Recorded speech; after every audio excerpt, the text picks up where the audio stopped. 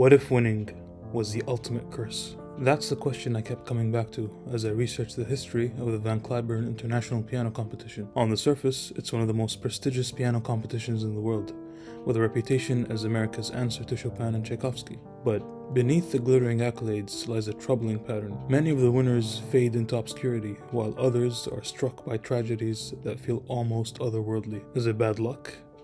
The price of fame? Or dare I say, a curse?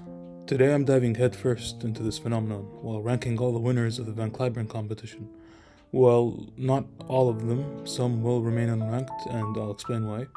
But this is more than just a ranking. It's an exploration of what happens after the applause fades and the medals are put away. So grab your popcorn, buckle up for a journey filled with incredible music and shocking stories as we unravel the mystery of the Cliburn Curse. In 1958, during the height of the Cold War, a dashing young 6'4" American pianist by the name of Cliburn walked into Moscow and did the unthinkable. At just 23 years old, he performed Tchaikovsky's Piano Concerto No. 1 and Rachmaninoff's Piano Concerto No. 3 at the finals with such mastery that the audience rose to their feet for an unprecedented 8-minute standing ovation.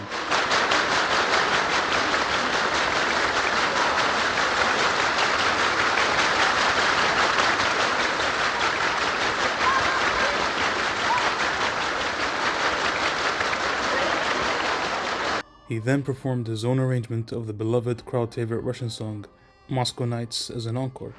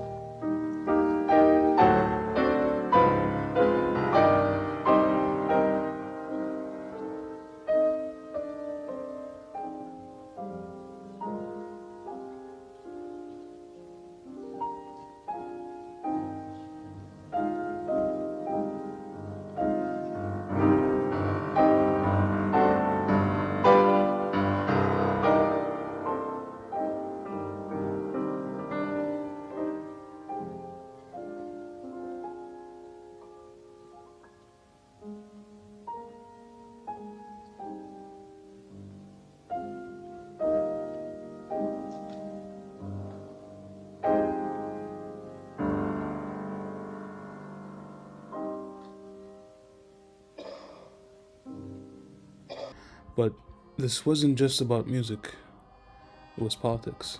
The inaugural Tchaikovsky competition was created by the Soviet Union to showcase its cultural superiority. The expectation was clear: a Soviet musician would win.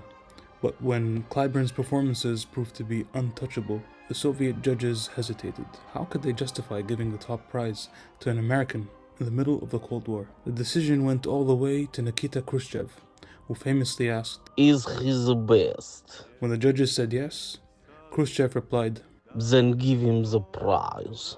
Cliburn returned home a hero. He became the only classical musician to ever receive a ticker tape parade in New York City, a distinction usually reserved for war heroes or astronauts. Cliburn, the musical conqueror of Moscow, returns to a hero's welcome in New York. He follows the traditional route of Lindbergh and other men of accomplishment up Broadway from the Battery. The 23-year-old pianist is the first musician ever given this tribute by the city. What is more remarkable, in a way, is the popular outpouring for a musical entertainer who is a long hair without sideburns and doesn't play with a rock and roll beat. An example of the enthusiasm.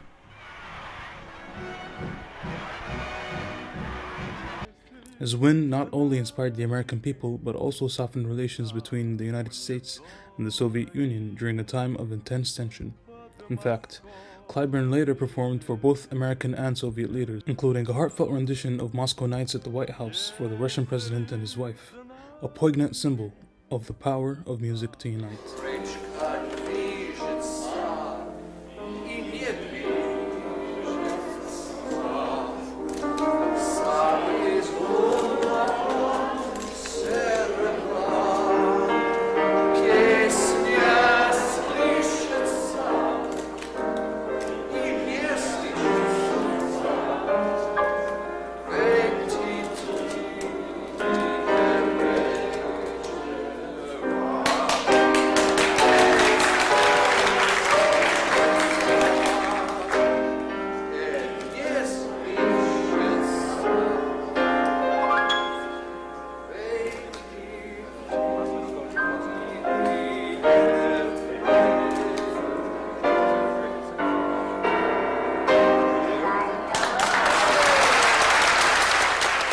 Inspired by his legacy, the Cliburn International Piano Competition was founded in 1962 in Fort Worth, Texas. Held every 4 years, it's now one of the most prestigious piano competitions in the world, probably third in my opinion. But as we'll see today, not every winner has shared Cliburn's fairy tale success. For some, victory came at a cost.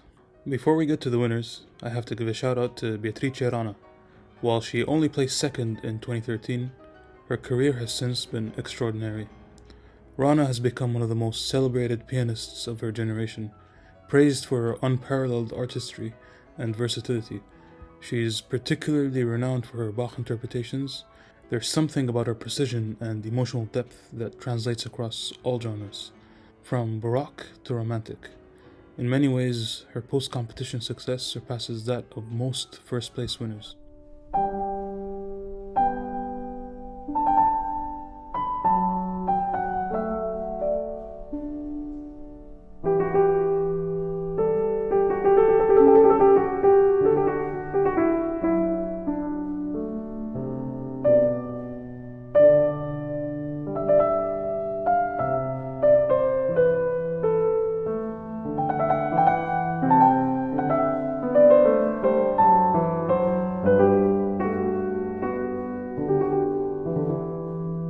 Moving on to the winners list, I'm going to place them into 3 different categories. Those who descended into obscurity, those who managed to find success, and those who ended up with the Cliburn Curse.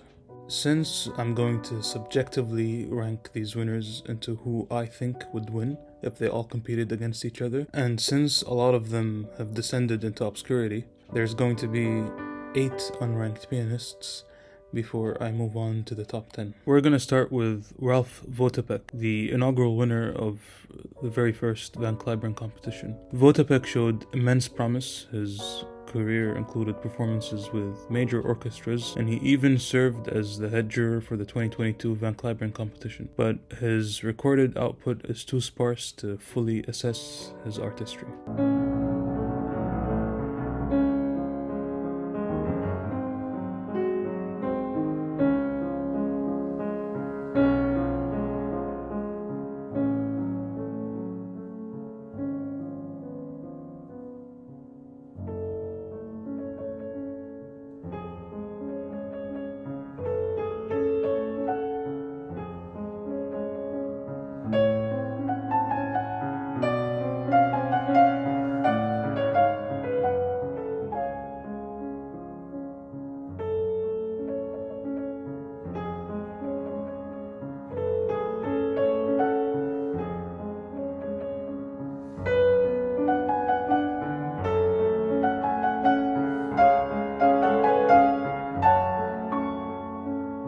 Then there's Jose Figali.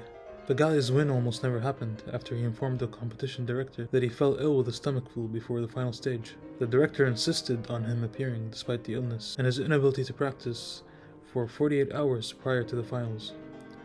Figali appeared and won, beating even future Tchaikovsky winner Barry Douglas. Despite the win though, his career fell into obscurity, concerts mostly limited to local areas with more of a focus on administrative or technical work for the competition. In 2014, to the surprise of everyone around him, he committed suicide.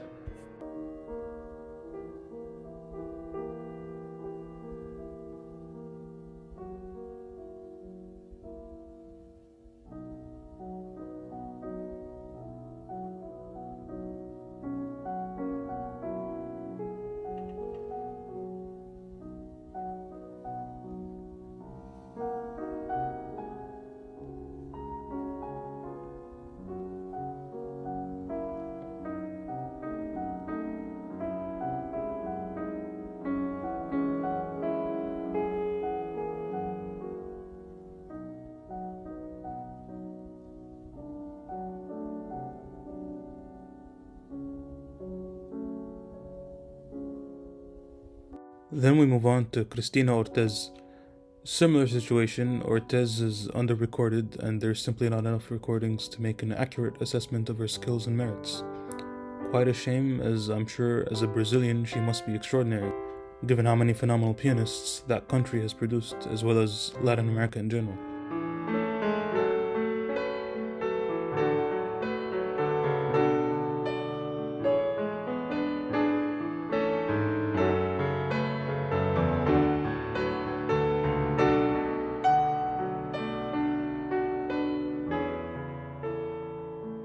Moving on to Steve de Groot. This is when the curse starts manifesting itself. De Groot is an absolutely incredible pianist from South Africa. He was on the path to show the world what a gold medal Van Cliburn winner can do, before having a near-fatal crash of an airplane that he was piloting. He underwent several Hail Mary surgeries, with doctors saying he needed 18 different miracles to survive, which he indeed did survive. Given only a 2% chance of survival. My doctor tells me that I had essentially two fatal injuries. One was that my aorta was entirely severed, and the other was that I had a bad enough fracture to my skull, of which the remnants are still visible. That air was coming into my brain cavity with every breath that I took. I don't think it would be wrong or far-fetched to say that it was, a matter of a minute or two, and I might have either died or been brain damaged. And that's one amazing thing. Another is that my back was broken, yet I am not paralyzed. He spent an entire year in a body cast, and after an agonizing rehabilitation process, he resumed playing piano, only to pass away 4 years later due to complications of AIDS.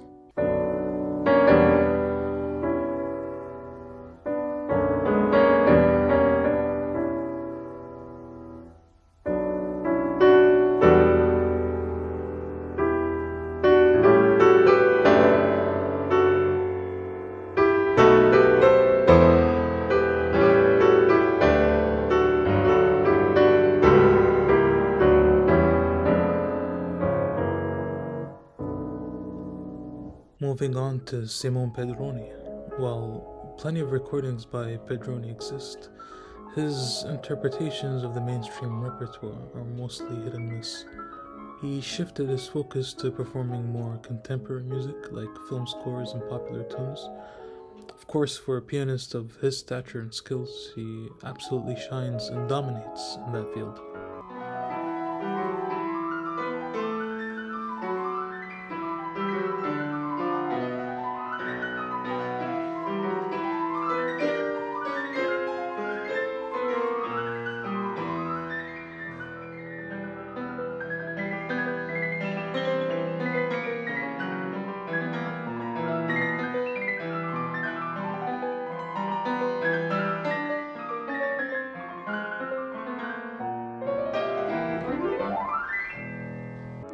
Then we have Stanislav Iodinich.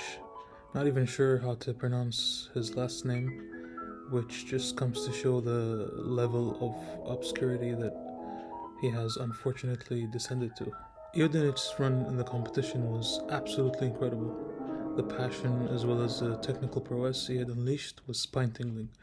However, there isn't much to say about his career after the win, as he shifted his focus to family and teaching.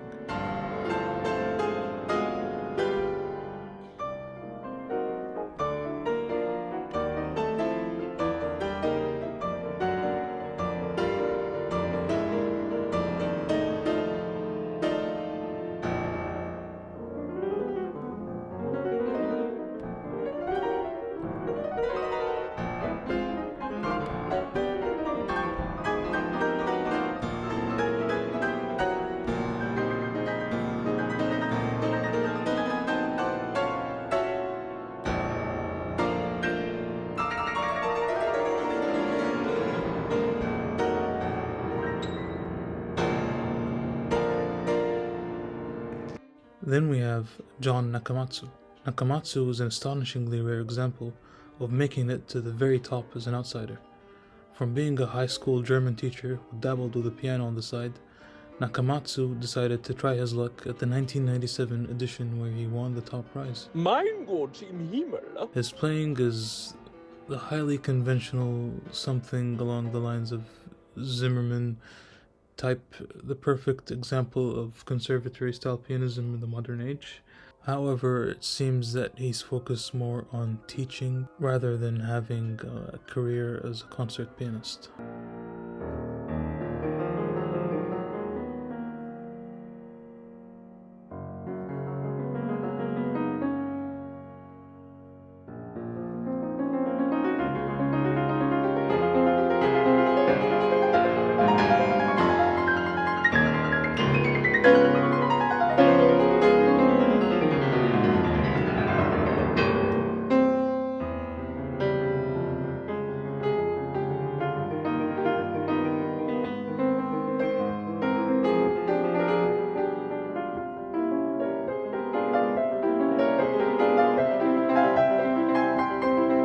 And for the final unranked pianist on this list, we have André Michel Schub. Schub's run in the Van Cliburn was absolutely incredible. His win was universal, undisputed.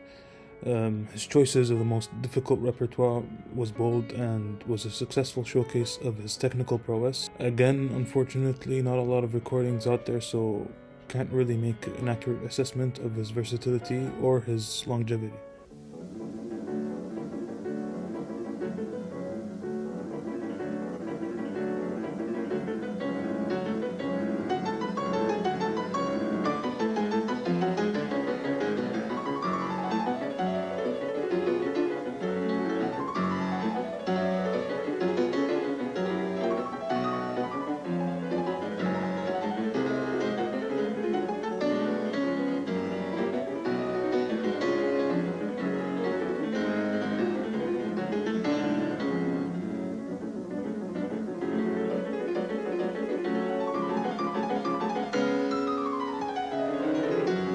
Moving into the top 10, we have Vladimir Viardot.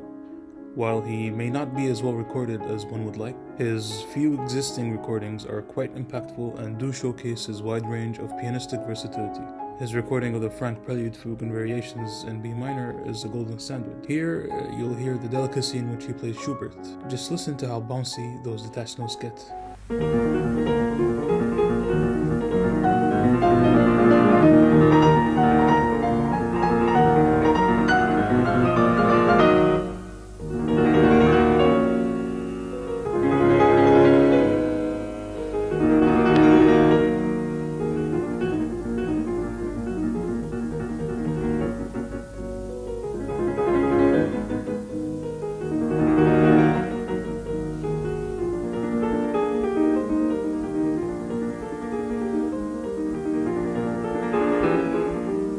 At number 9, we have Yakwon Songwoo.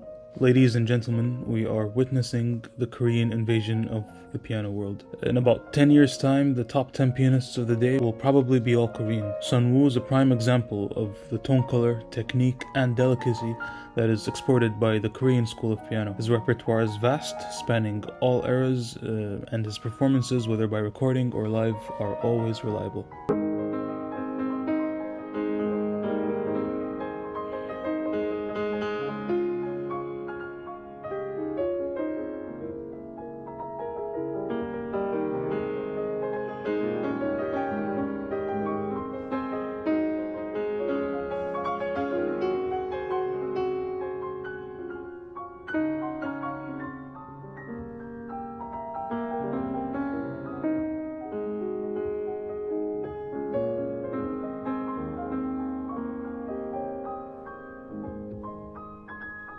At number 8, we have Alexander Kobrin. While Kobrin may not be the most technical or accurate pianist of this cohort, he most certainly has distinguished himself as an elite interpreter. Listen to how he gives us a new interpretive insight by breathing music into the notes of the right hand, which are usually played straight to serve the phrasing on the left hand.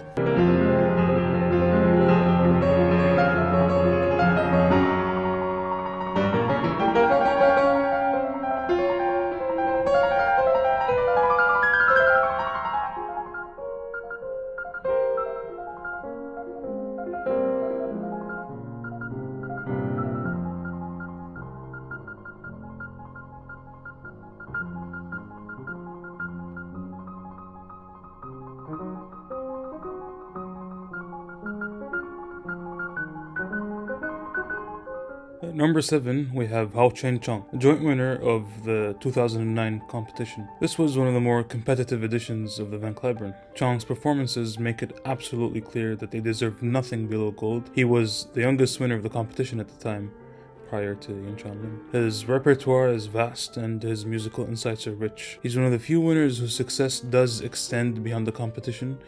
Today, he's like a more mature version of Bruce Liu.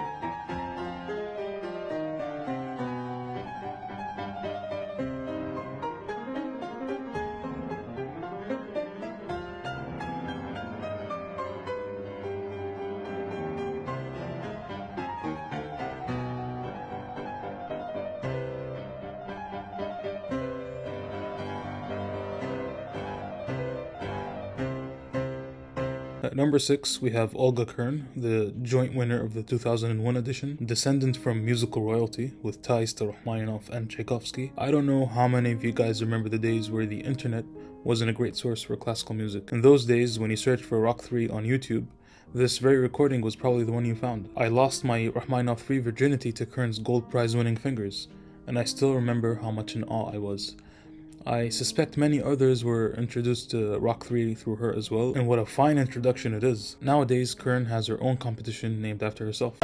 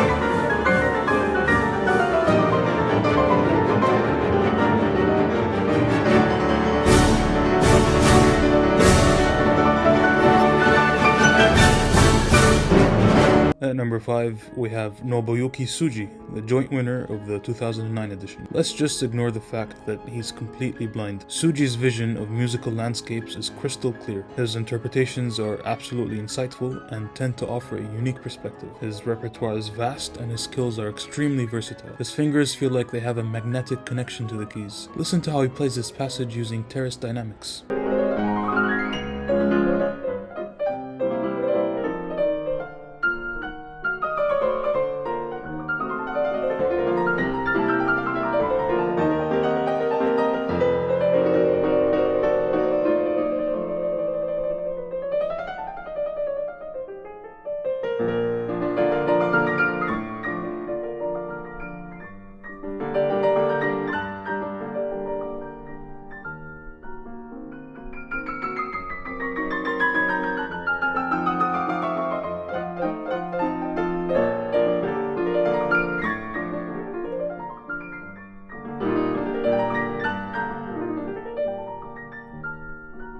At 4th place, we have Yunchan Lim. Alright, I know, placing him in 4th might upset a lot of people, but again, I reiterate, this list is subjective. He is now the youngest winner in the competition's history and one of the most popular pianists today, thanks to the dedicated fanboying of Ben Ladi and other piano vloggers. Lim is a certified sensation whose success certainly went above and beyond his competition win, changing the landscape and even the status of the competition itself. The skills, the passion, the flair, the tone and sensibilities, he has it all, he has everything. He's the heroic embodiment of how we all like to imagine ourselves playing any piece.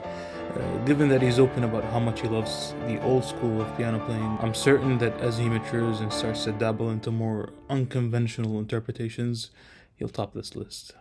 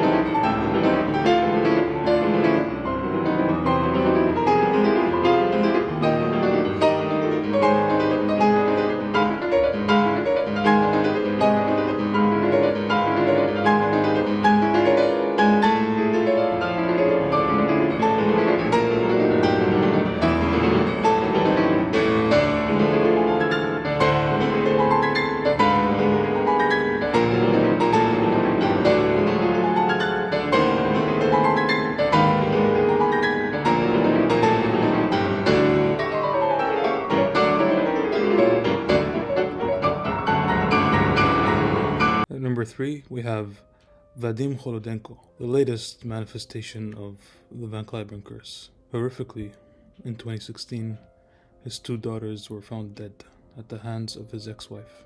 In 2018, a Texas court found his ex-wife not guilty by insanity. There is a silver lining in this horror show. He did manage to resume his playing, and he's having quite a successful career. He is in excellent form, while Lim absolutely smokes him in terms of technique and accuracy. Kholodenko feels like the more superior musician for now. His tone is unique and ever graceful, with a guaranteed new interpretive insight to anything he plays. Listen to how he plays the Horowitz Carmen variations, what I believed was unplayable except at the hands of Horowitz himself. The sound is so beautifully bel canto and delicate you'd think it's Mozart.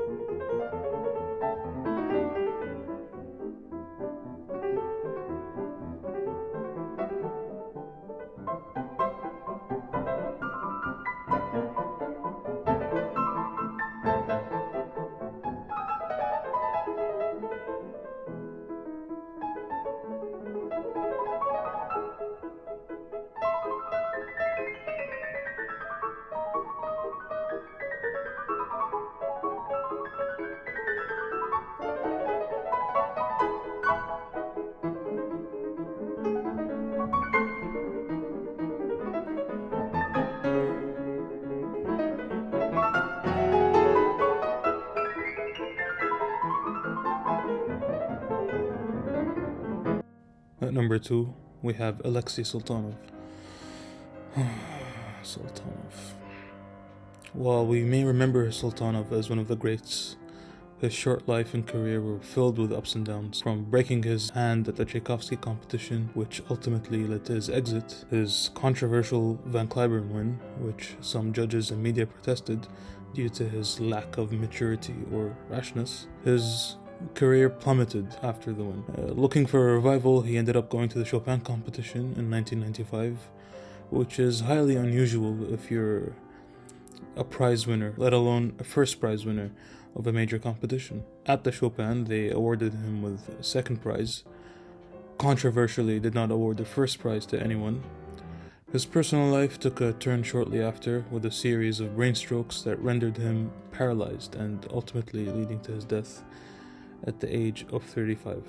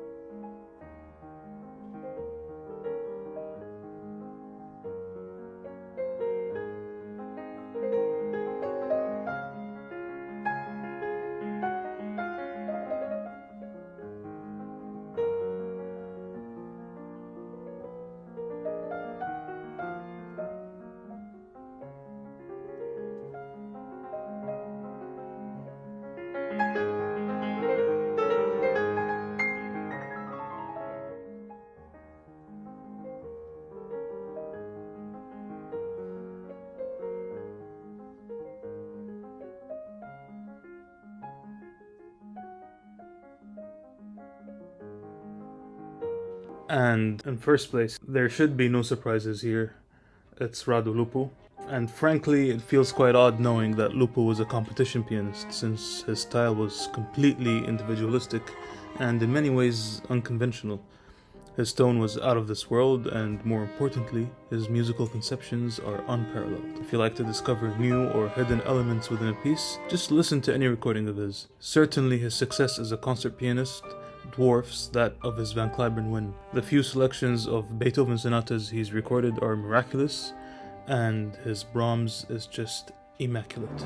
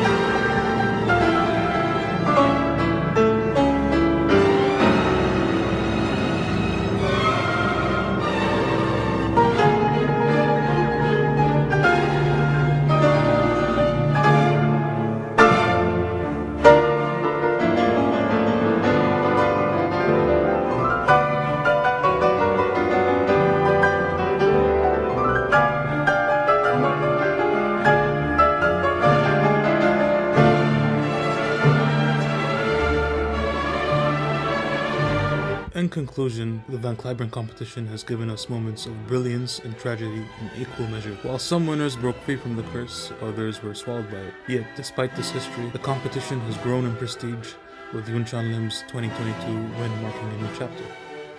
What do you think? Is there really a curse? Or is this just the harsh reality of life as a concert pianist?